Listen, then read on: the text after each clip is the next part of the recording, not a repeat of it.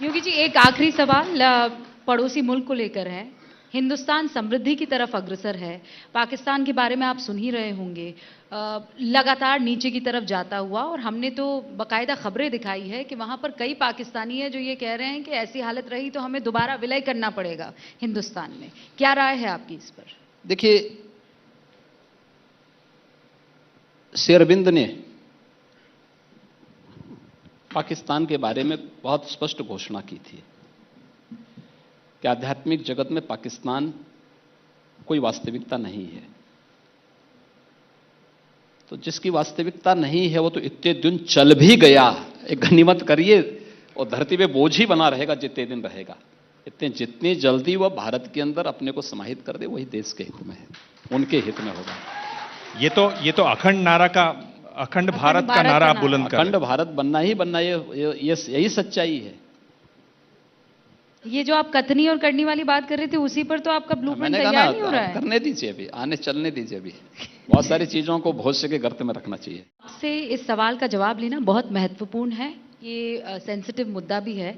कल मैं बागेश्वर धाम में थी। आपने उनके पीठाधीश्वर के बारे में सुना ही होगा, धीरेन्द्र कृष्ण शास्त्री जी। उनसे जब सवाल और जवाब का सिलसिला चल रहा था तो उन्होंने हिंदू राष्ट्र, अखंड भारत हम बनाएंगे, हिंदू राष्ट्र हम बनाएंगे।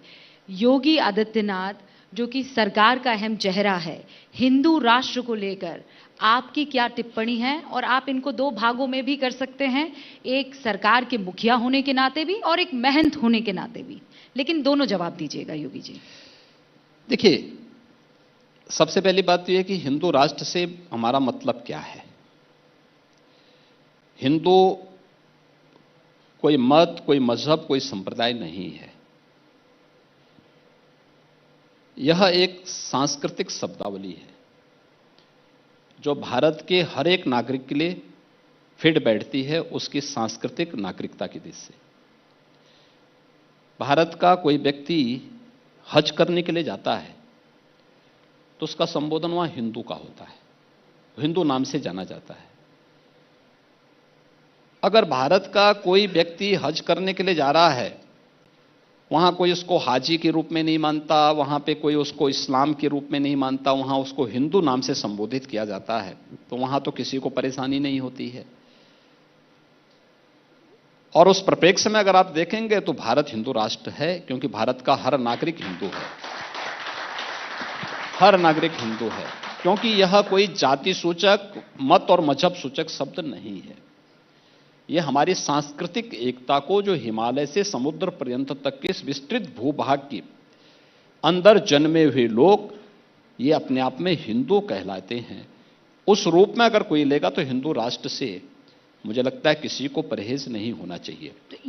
योगी जी, अगर आप इसको मत, मजहब या संप्रदाय के साथ जोड़ रहे हैं तो इसका मतलब हम हिंदू को समझने की भूल कर रहे हैं। एक कार्यक्रम में अमित शाह ने कहा भारत सरकार का एक ही धर्म है और वो है संविधान। हिंदू राष्ट्र के सवाल पर उन्होंने ये जवाब दिया। मैंने कहा ना कि अगर हिंदू को आप मत और मजहब के साथ जोड़ रहे हैं तो हम हिंदू को समझने की भूल कर रहे हैं। हमें दोनों चीजें बहुत स्पष्ट करनी होंगी। और जहां तक संविधान की बात है तो संविधान के प्रति तो हर भारतीय के मन में सर्वोच्च सम्मान का भाव होना चाहिए, क्योंकि वही हमारा मार्गदर्शक है।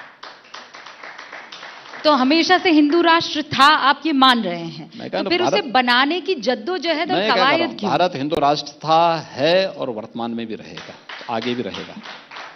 सवाल ये है कि पॉलिटिक्स यूपी में अभी भी वही ओल्ड स्टाइल की होती हुई हम देख रहे हैं। और हाल के दिनों में एक विषय जो काफ़ी सुर्खियों में रहा, विवादित रहा, दूसरे दल के नेताओं ने जिस तरीके से रामचरितमानस को लेकर विवादित टिप्पणियां की, हमने यहीं यूपी की सड़कों में मानस की प्रतियों को फाड़ते हुए लोगों को देखा। एक सीएम के तौर पर सर आपकी सरकार ने एक्शन लिया, कार्रवाई की, लेकिन महाराज जी, एक महंत के तौर पर मैं जानना चाहती हूं कि इस खबर ने आपको कितना प्रभावित किया? आहत हुए आप? देखिए, हमारे यहां कभी भी किसी को भी इस बात के लिए बाध्य नहीं किया गया कि आप हमारी बात को माने ही माने। हमने कभी किसी को बाध्य नहीं किया कि आप मंदिर आए हैं, कभी नहीं। उसकी मर्जी आए, उसकी मर्जी ना आए।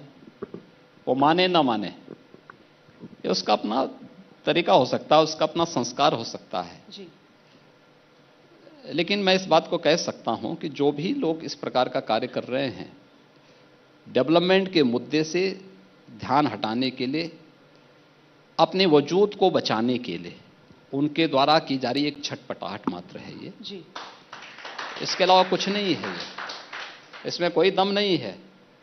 और जहां तक कोई भावनाओं के साथ खिलवाड़ करेगा तो सरकार ने तो एक्शन ले ही लिया है। सरकार जब एक्शन ले ही चुकी है तो उसका एहसास भी लोगों को हो गया तो होगा। मानस योगी पर जी- जो आपत्ति है आप उसको क्लियर करना चाहेंगे? देखिए, जहां पे जिस मंच पे हमें करना होगा जी वहां पे करेंगे भी।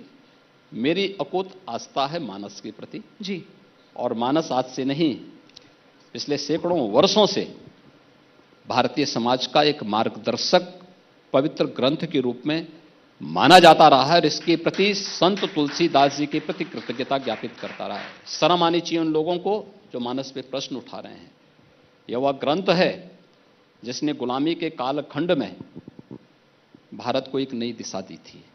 जी रामलीलाओं के माध्यम से मंचों पर हम किसी एक अंश को लेकर के टिप्पणी नहीं कर सकते किसी जी। पे, हमें समग्रता के साथ देखना होगा। जी आखिर उसी रामचरितमानस में जी निषाद राज की भी चर्चा है और सबरी की भी चर्चा है। जी आप उसके महत्व को इससे कैसे नकार सकते हैं? मैंने दरअसल इस मंच पर और ये इसलिए हम सवाल- लोग जी, इस बात को कहते हैं, देखिए, हम कृतज्ञता ज्ञापित करते हैं महान संत तुलसीदास जी के प्रति, जिन्होंने इस प्रकार का पवित्र ग्रंथ लोगों के मार्गदर्शन के लिए, उद्धार के लिए जी मध्यकाल में देश को दिया था। मान योगी जी जी, मैंने इस ये पर कोई- सवाल बस सर एक सेकंड इसलिए इस मंच पर पूछा क्योंकि अभी तक विपक्ष जो है वो आपको बुलडोजर बाबा कहकर घेरता था, और अब ये रामचरितमानस विवाद को लेकर विपक्ष की तरफ से आपको रिलीजियस साइंटिस्ट कह के चुनौती दी जा रही है। इस नहीं, वजह मैं- से ये मैं- पूरा मैं- मामला मैंने राजनीतिक कहा ना, बना दिया गया। इस वजह से मैं ये तो सवाल एक योगी हूं जी और विपक्ष के प्रश्नों का जवाब देने का सबसे अच्छा माध्यम विधानसभा होती है।